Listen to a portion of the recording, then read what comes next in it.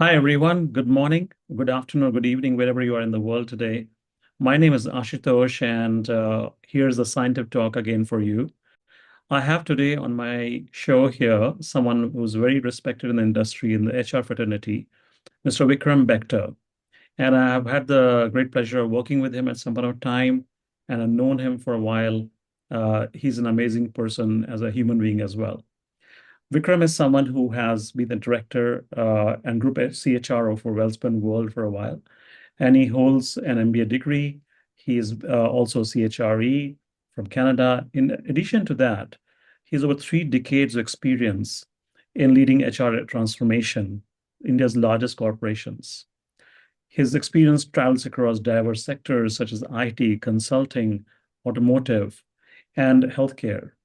He has previously worked with large global conglomerates such as Piramal Group, Reliance Industries, Tata Motors, Deloitte, and Aditya Birla and others.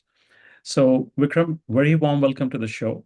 I'm sure that a lot of people already know you. This introduction was barely needed, but I would be very happy to ask you some questions today and not trouble you too much. But at the same time, we have a very interesting topic, and that is on career dilemmas for mid-career and senior professionals. And there's a lot changing in the world today. So, first of all, how do you feel to be on the show today? Absolutely awesome, Ashutosh, and thank you for hosting me, having me. I think it's a pleasure to share what I know. Fortunately, it's all freeware and there are no licenses to be paid. So, looking forward to some free sharing, and hopefully, all of us can pay it forward, in some way, shape, or form. So, excited. Absolutely. This is the objective, Vikram. You very well summed it as well of Scientific Talk that people can hear practitioners, senior leaders talk from through the experience and gain for their own career and organizations as they hear them. And we're not talking anything which is, like you said, it's license free to gain knowledge. So it's a great knowledge session in that sense as well. Vikram, your career journey has been through over 3 decades, has been through interesting curves. And I'm sure at some point of time, you'd have faced this scenario where you witnessed someone around you or yourself where you had your own career dilemmas. And what were the ways you reflected on that and tackled that? Let's start with that very interesting question. Ashutosh, it's interesting. I think hopefully, it doesn't come across as naive, but I thought ignorance is bliss. So when I started, I think I had very little knowledge of the entirety of HR, and maybe it was a good thing because otherwise you end up feeling extremely small, or maybe it was just the approach and what I took. But just to give you a sense, the first 7 years of my career were in sales.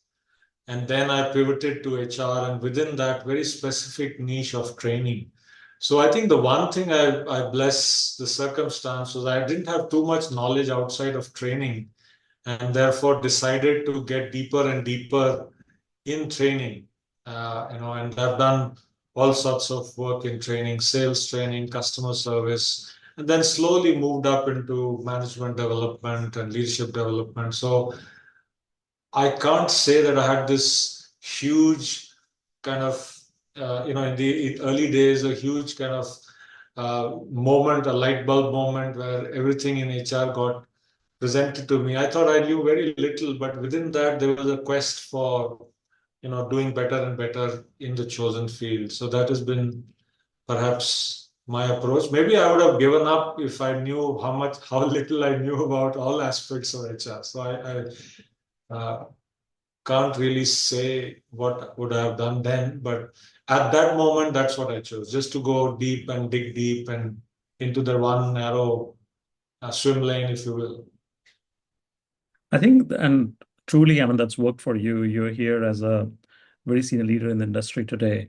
Um, what's really happening out there, Vikram, as you very well know, that the industry is going through a major shift for various reasons. People blame AI, but that's not the only reason. There could be economic pressures, geopolitical shifts. There are various, you know, known and unknown factors, including budgets for that matter, which are driving people in different directions. And a lot of mid-career professionals in their late 30s, 40s are getting hit by what I call the Bermuda Triangle movement in my book, where people, everything is going well, they never plan for it, and rain and thunder comes their way, and they have to suddenly start thinking of differently about the career. Uh, what would be your advice to people around what should they watch out for in an organization? And I think you've been also someone who has been a learning leader, so I think that would come really well for leaders to hear from you in both sense, as a CHRO and as a learning leader, both. Sure. I think what has worked for me, even though I was, funneling narrowly into one area, as I spoke to you before, was also at least to have a sense of or knowing, what are the points of disruption. And for me, the lever was also about how will my financial earning be capped. I think I've always had a good sense of where will my current field take me financially? And I have no qualms in admitting that I'm pretty financially driven and motivated. So at all times, I could figure that, if I was to just stick to training, this is where this is the cap, and therefore, what else can I do? What else can I learn? What are the winds of disruption? So I think this whole ability to quickly then run up the balcony, even when I was focused on the dance floor, to run up and see what are the winds of change, what are the other things I need to learn. So I think that is very useful, and that changes every 4 to 5 years. Currently it is all about AI and ML, but I think at the core of that is really productivity. I think the core of that is HR productivity. What's more important is to know how can we do more with less people, more with less resources. How can you enhance human endeavor? What can AI ML do to enhance the life of a recruiter, the life of a HR VP who's doing employee engagement? And as we are discovering now today, I'll just give you a sense that our chief listening officer at Wellspun is a bot. So what are we doing is we are employing technology to listen in to people, ask them to share their thoughts and ideas, and then the human intervention happens where we find a problem, where we know there are pockets of disengagement. So I think for a large organization, it's today very difficult to listen to every employee. So therefore, how do you deploy technology, to do mass listening, and then humans go in to solve a particular problem at a particular branch or a particular function or a particular factory. So I think it's just knowing what is expected out of the function. And I think each company is expecting HR to do more with less and less and be more efficient, which is where actually technology comes in, which is where an understanding of some disruptions comes in. And I was very intrigued when you said chief listening officer. For a moment, I thought that's a human. And when you said it's a bot, it totally intrigued me. And I think you're so right that there's so much noise out there because of various reasons, right? There's social media, there's inside of distracted minds. People are busy doing their work, making sure there's profitability, everything else. So having a dedicated, being, even if say in form of a bot, is so important that it has to. I mean, read this amazing book by Lencioni, which he focuses on uh, the need of over communication in today's time across the Right. organization. And Right. listening obviously is the first where it starts. So thanks for sharing that as well. And that leads to another very interesting question. Um, so when people stop listening, right? Because you touched on listening, and leaders and mid leaders alike, that's when the blind spots start coming. For example, you said how you focus on the winds of change and you kept yourself updated, abreast about those things as you grew in your career. Those winds of change, when they hit a blind spot in any leader's point of view, that's where things are sudden. They don't realize that why and what happened. And while one method is to, as organization, to have things like the chief listening officer in form of a being or a bot, uh, there's another way that people can keep themselves going, right? What would be your advice to professionals to do on a day-to-day basis? Simple advice on a what they should be doing besides the work, two or three things which comes to your mind. I think, and I will definitely look at technology again because I'm deeply influenced. I think the first thing is to proactively walk towards change and see that within each area, where is it that I can promote technology, promote the use of technology, and see how we can uh, help human beings in that area. And I can take multiple examples. So I think we spoke about listening is one endeavor where bots can help us. Similarly, a part of our organization currently is examining a problem at any point in time. As you know, you've been a huge successful recruiter as well. At any point in any organization, there are unread, I dare say only 10% of the CVs are read by recruiters. 90% of the CVs are not read because you're not able to, you don't have the time, or you may already have pre-decided that I want to go after a particular individual. So I think we are trying to look for how can the bot read 90% of the CVs in the night and churn up and give the recruiter some top 10, 15 CVs that she or he can use in the next morning. So I think how do we again leverage and get technology to work for us and do those things that either we don't wish to do or it's not possible to do, humanly possible to do. And I think just being so, I think that is something, that is one thing. If I look back, the first learning system I implemented was 20 years ago. So I think now that you're asking me, my reflection is that always wanting to leverage technology has helped me because willy-nilly then you're starting to think about disruption, that you're starting disrupting your own function in small ways. It doesn't have to be huge ways. So I think that's point number one. Where can technology come in into my function, into my sub-function and assist me? Uh, you know, Similarly, we all know what all of us have started doing now for minuting meetings. So Copilot for us is now a very important part of minuting meeting, reducing the time of my secretary and me. So I think each area, big or small today, honestly, there are possibilities of technology assisting us, and we must leverage that. I think the second thing is therefore learning. Nothing comes without its piece of learning. We must honor each sphere for what learning is needed to succeed there.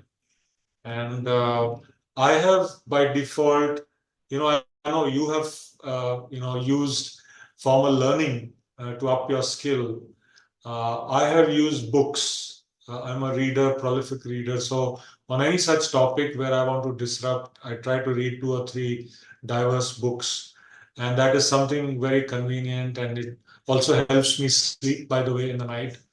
So I think each one has different, ways of keeping yourself abreast of new things. But that those have been my two ways. One is to think of a disruption. Second is to think of knowledge which will aid me in disrupting and improving that function or sub-function within my domain. And those are very good tips, actually.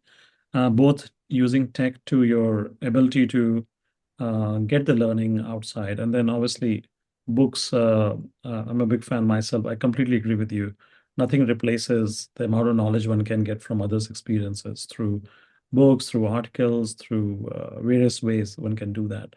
Um, Vikram, there is a interesting trend these days in the industry, especially with people who are just building their careers, not from any sense of having said that they have not understood the industry or they need to understand the industry, But one thing people who are in their 10th year of their career or 15th year of their career, they often find this that there's a multi-generation workforce at work.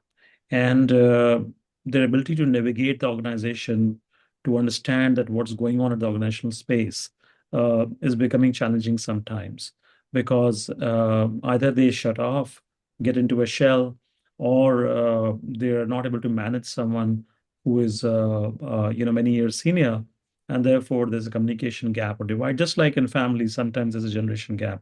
Similar thing is happening at the workplace now. So, and there are almost three or four or maybe five generations at a time in the workplace. So, what's your thought around that? Uh, how can one tackle that? A young leader making his way up. I think I'd like to be practical in this and say that, if you approach your boss has a most significant impact on your career. And I think I've had the good fortune of having bosses who are much younger than me, including many women. I was very, very fortunate. So my previous boss at Piramal was, Miss Nandini Piramal, about 15 years younger than me.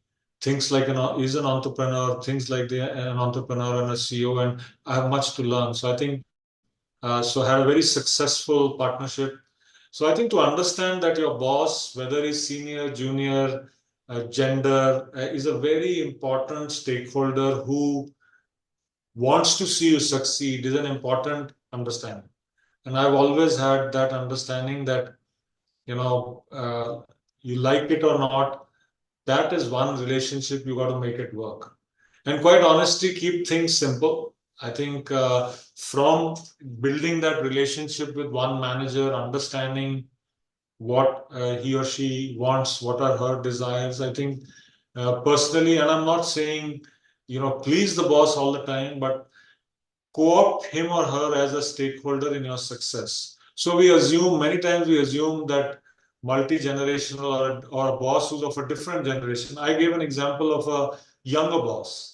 Equally, you could have a boss who is elder to you and who thinks of you as a threat. And both you and I have been in similar situations.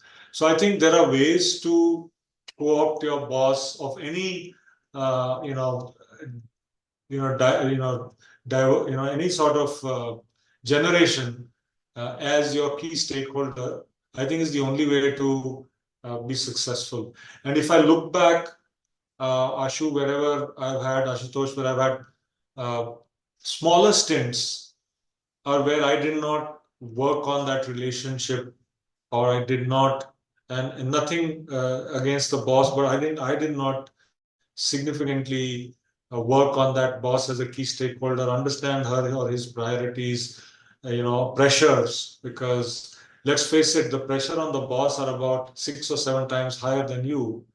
And if you can make one of those things light for him or her, you'll find huge support. So that has been my mantra. And That then extend it, in a group setting, not thinking that you're going to influence the organization through one boss. I think I have not made the mistake of thinking I can manage my life through one boss. And that's where the next level thinking comes. When you work in a business, in a conglomerate where there are multiple, at one point I have 11 key stakeholders. There are five MDs, promoter family members, all of them to be managed. So then giving each one the equal respect. So I find managing the peers and the bosses is a huge way of paving success. And, you know, quite honestly, I think people who think of it as a pain, saying, why are there so many stakeholders? Why do you have to manage them? I think underestimate then what it takes to succeed. They're probably thinking of life as being, simplistic, if I may use the word, because it's like Olympics. When you hit Olympics, you are going to be dealing with the best of the best. So therefore, there is no point in saying that my Chinese competitor or my US competitor is too tough. Such is the nature of the beast, such is the platform that you got to now succeed at a very different level of influencing, working with multiple stakeholders, and I haven't even spoken about board members yet. So when in your mind you start to think about, I've got to manage 15 relationships, including the board and multiple directors and peers, and get comfortable with it, I think then you're ready for top leadership. Superb, superb. I mean, you took a very different angle to it. I love that. To start with, like a boss doesn't have to be necessarily older to you, right? Could be younger boss as well. And otherwise also the multiple stakeholders one has to manage itself is very interesting because and that is an art which developed over time can actually truly make growing leaders very successful. Uh, I in fact read somewhere there's a beautiful book by Keith Ferrazzi. I think it says "Never eat your lunch alone" or something like that, or "Never eat alone," and which was around having a board of advisors around you from inside the organization, outside the organization, who can be your advisor as you grow up in your career, or even if you are grown up, even if you're CEO still. And that is something which, in a way, when you said that, resonated very well with me. So, thanks for stating that. Shifting the conversation to a very young, And for a yes, minute, if I may interrupt, I think please. the reason I took this example of managing multiple stakeholders was also that I've heard many times, Ashutosh, that people at middle management saying, "Oh, there's so much of politics," and that is the only reason I try to address that. That wherever there are more than two human beings, there will be politics, and just getting comfortable with it is a surer way to actually bust your way through middle management into senior leadership. So true. In fact, that comment of yours makes me just say one more thing on the same topic before we move on to the other topic is that someone, I do a lot of this executive coaching, and someone I was coaching the other day uh, told me, he was very senior. He said, I'm just, I'm a very straight, simple guy, and I'm very fed up of the politics all around me. Uh, you know, uh, just don't know how to manage. I want to quit. And my request to the person was that uh, quitting is definitely easier option. But like you said, when there are more than two people, three people, there will be some politics in every organization. So you have to see how you can manage that without making it toxic. And managing those stakeholders, if there are three people on that side, there will be another three people who can be part of your thinking as well. So it's a very important point, and people often do jump the ship these days without thinking through that. Yes, there could be more advocates, not just naysayers. So that's true. Um, Different topic, Vikram. For the younger leaders who are coming up very fast and very smart folks in their first 6 years, 10 years of the career, uh, what are the and this is a bit of a cliched question, but I'll ask all the more.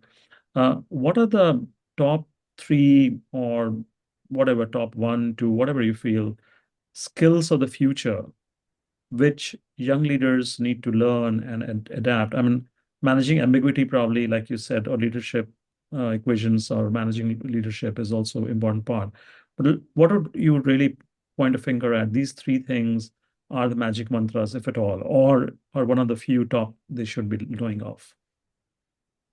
I think the first thing I would say, in my opinion, would be database decisioning. Today, each function, whether it's marketing, sales, HR, is data rich. Those days when you have to take intuitive decisions are gone across corporations, right? Whether it's Indian, global, multinational promoter, we're seeing huge amount of scientifically gleaned data. There are data lakes which connect the data of multiple functions today in most companies, including ours. So I think the first thing for any professional, 6, 7, 8 years, is somebody who has comfort with tons and tons of data and can take database decisions, or at least can inform and not be intuitive, because as you know, the magic happens when a subject matter expert and a data scientist, they come together. So I think for me, data understanding and therefore generating insights out of data is something that people need to specialize in, know, and learn. And young people are predisposed, and they are so already built for that. Is one thing I would say. I think the second, at least I have seen, is a sense of ownership and decision making. I think because we are looking at these 5, 6 year, 7 year, managers to step into middle management. I think the one thing which sets apart are people who take decisions, right or wrong. As long as 6 on 10 decisions are okay, and these are the risk takers who, as they hit middle management, then start to have disproportionate value attached to them. So we look for decision makers, look for people who can take their risks, stick their neck out, and take falls. Basis, the data decisions, data inputs I spoke about. So that's the second thing, and this is the early, kind of early sparks of an entrepreneurial mind, which we all look for as they hit senior management. But at the early parts, two things I would say. And the third, especially people who are not abrasive, who can collaborate, who can connect, who can network inside and outside the organization, speak to their batchmates in other organizations and get you some quick data, because that's the power. 6, 7, 8, 10 years out of your campus, you still have connects in other companies. So how can you reach out to your internal and external networks to get work done, to be collaborative, versus people who will be in the lab, and I'm not meaning extroverts. I just mean even networked introverts, or people who can really collaborate to get work done. Those I would say are my three. They are really good and different and unique, I would say. I've asked this question often, so I'll repeat it. One clearly is data-based, decision making, which truly is, you're so right. I mean, on top of intuitiveness, that is very important nowadays when we have everything, especially tech, available at our hands. Second, which I think you said makes a lot of sense, is for people to be able to make decisions which are so decision makers is, and that's a beautiful thing you touched actually, because um, I've seen meetings finish without outcomes, and people drag on without making decisions.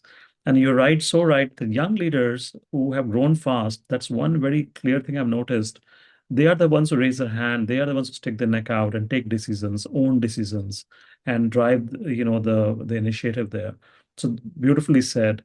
And the third thing is making a lot of sense, especially because those early 6, 7, 8, 8 year, 10 years still are very connected back to the Alma and your network. So that's a network you can grow and build.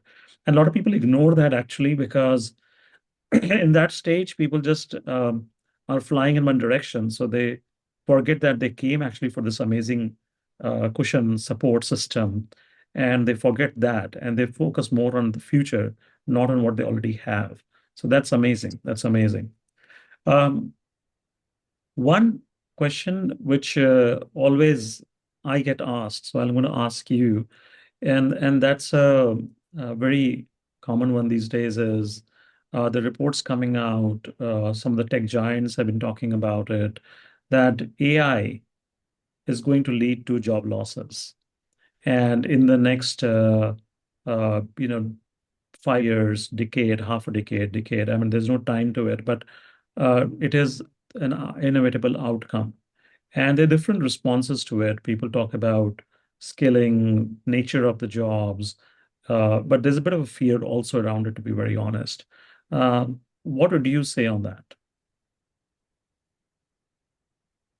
I think let me take some examples, and maybe then we could see. First is we have to also admit what we don't know. However, if you let's take the case of, say, agri-tech.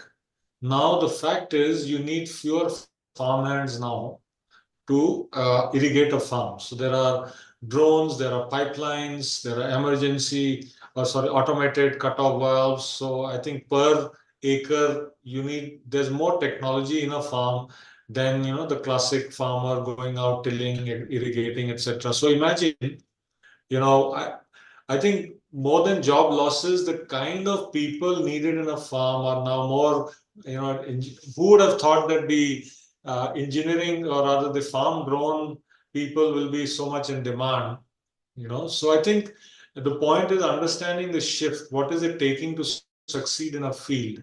Rather than saying, oh, we are going to. So certainly there will be lesser farmers needed.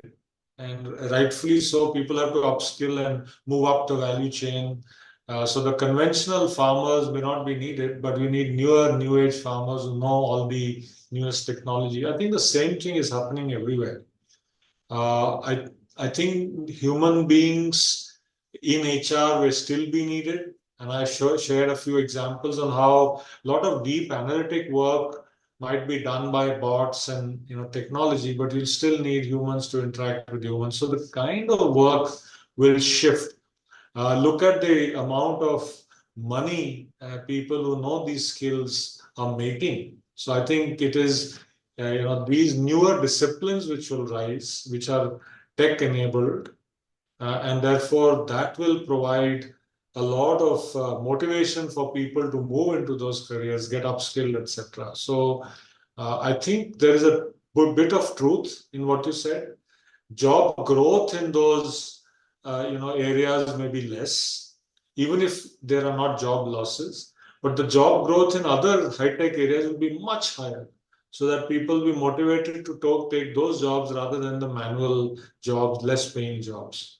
Unfortunately, if you look at the country today, a lot of jobs today are in the low end sectors, whether it is the Swiggies of the world in India, at least we're seeing a lot of jobs are created at the bottom of the pyramid.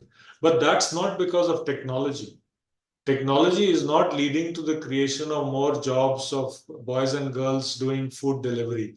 It's because there is not enough upskilling in the areas. India is slowly emerging as a AI/ML hub. We're still the biggest in the world, of beginning to become the biggest.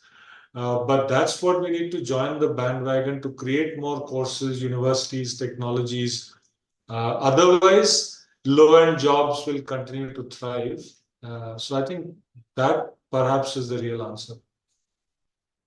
And you touched on two very important things there. So just one, clearly you're right. I mean, it's not about the fear of losing a job, but one can possibly go in the direction of enhancing and going towards the job size, sorry, the job kind, which would be uh, linked to the decision making using technology of the future in a way, right? Where you're not at the brunt of losing a work job per se, which is being taken by a robot. On the other hand, um, you hit on a very, very good point about the urgent need for universities and schools, to do the finishing part of it. And that's being really felt by the industry to be able to have the outcoming crop go through this, finishing schools per se, or should we call it the last mile course, which is not about just teaching them AI, because I think that's mistaken by telling people how AI runs, the details of AI, the ML, that's all very good, but also on the application side of it, so that people can quickly come out as uh, the knowledge and ability of applying the pieces together in the industry they want to prosper or do well in. So I guess that's a very, very important point. Um, One of the things which universities are struggling, and that is probably my second last question.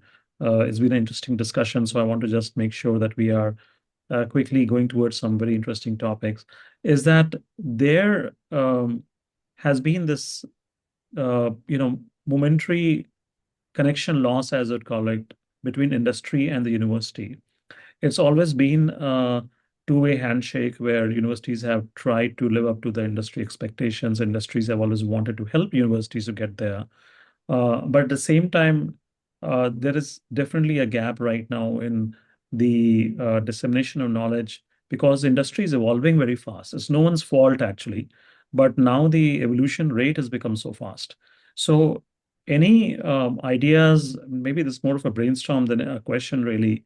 That what you might be experimenting or trying, you may have heard. which universities and industries can do together in partnership? I think there is a lag. I think we spoke about in the AIML example. I think the understanding is that academia need to understand that the graduates they are churning out, the growth of those jobs are slower than the tech-enabled jobs. So I think there is a lack of appreciation of where is the job growth happening. Because if academics is a supplier of talent, then their understanding of the demand side has to be a little better. And to that extent, one of the ideas which I am personally very gung ho about, it's a little difficult to implement, is rather than summer internship for students, we need summer or deep internships for faculty in corporates because nobody is talking about faculty internship because not until they're good teachers, but if they are able to get the winds of change about they spend time in the industry understanding what's going on, why are the X type of jobs growing at 20% CAGR, whereas Y types of jobs are slowing down. I think that will also give them a deep perspective of what to go back and teach, how to shift the curriculum, how to work with the advisory committees and the curriculum committees to change their curriculum. So perhaps the time has come when a lot more immersion, induction, internship of the faculty has to happen. This is this is again a very, I think your learning background gives you, Vikram, these immense jewels and gems which are coming out. I'm sure you said it elsewhere, but people who are listening to this would be probably gaining a lot out of this. That's a great point, actually, because it's not very talked about, to be honest. People only talk about internship and internships for the students and how they get there. And maybe even long-term internships are being spoken about as well. Like the UK has some sandwich programs, those things have been spoken about as well. But faculty internship is a known phenomena, but it's a very rare phenomena, and people are not immersing themselves enough. I think that is a great piece of advice. Um, Moving to my last question, Vikram, and this is a personal question. So it's not a truth or dare, but it's more around asking you that, how real you can be with our beautiful audience here. Is that today, uh, you arrived as a leader long time. Actually, you arrived as a leader a long time back, but you kind of well settled as a leader. You've seen in the industry as people follow. And I often tell people in my lectures that, do not think that people just, no one arrived from the moon, right? There was a lot of hard work, there was a lot of changes, a lot of things happened in the career to get to be a great entrepreneur, to be a great CHRO, to be a great chief digital officer or a CEO or a CXO of anything. What have been those pivotal moments in your life, personal or professional, which have catapulted to you to where you are today? I think I would say probably 10 years ago, and with no offense to any particular set of peers, as you start to speak in forums, I had, I think, put some self-restricted constraints on myself, thinking, oh, I have reached the height of my career. And I think sometimes people place such barriers on themselves. And so, therefore, my big message is, please don't think, never say never, so that you can't do this, you can't do that. And I would say for colleagues in HR, the ultimate is to go back into business. So I think we in HR are fortunate. There are many business leaders who come from HR, and I think if we are truly great business people, I think we can go and do any other function in the business. So I think just not having any boundaries on yourselves, that is something. I think I remember 2010 is when I thought I placed a boundary on myself, thinking I've arrived, and that I realized was a self-limiting belief.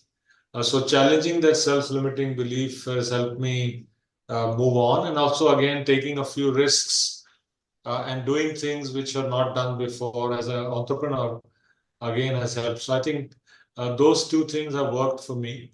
And more importantly, if I go back, the whole decision to be a specialist, I don't know everything about HR. I've said that many times. I just know out of the 6 or 7 things you need to really master in HR, I know three. For the balance 2 or 3, I surround myself with people who know better than me and, you know, maybe try and pamper them silly so that they stick around. This is and I could totally thank you for your candidness, first of all, Vikram. I think what you said make a lot of sense. People do one, first of all, limit themselves. They stop and then they don't take a right turn. They don't. So that is definitely a limiting move people end up doing for themselves. Thanks for sharing that. And you're very, I would say, very humble, which is part of your personality, uh, but very rightly said also, right?